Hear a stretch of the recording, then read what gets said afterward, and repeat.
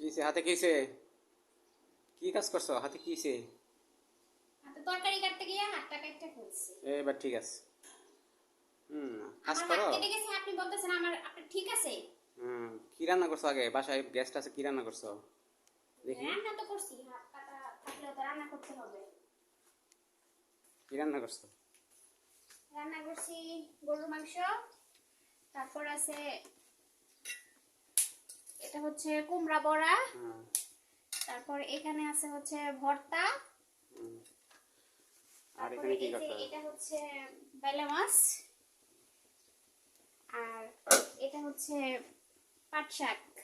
পাট শাক। হুম, রান্না শেষ, পাট শাক হয়ে গেছে, এবার উঠাই নেব। এই পর্যন্তই। হ্যাঁ, সন্ধ্যা রাতের জন্য তো এইটুকুই। পরবর্তীতে যদি লাগে তাহলে আবার মাছ টাছ বোনা করে নেব, সমস্যা নেই, এটা দিয়ে মাংস তো এগুলো দিয়ে আছে সাথে। এই কয়টা দিয়ে হবে? না হলে তো বলছি মাংস আছে, তারপর আবার মাছও আছে ফ্রিজে, যেটা লাগে একটা করে নিব সন্ধ্যা খাওয়া দাওয়ার পরে।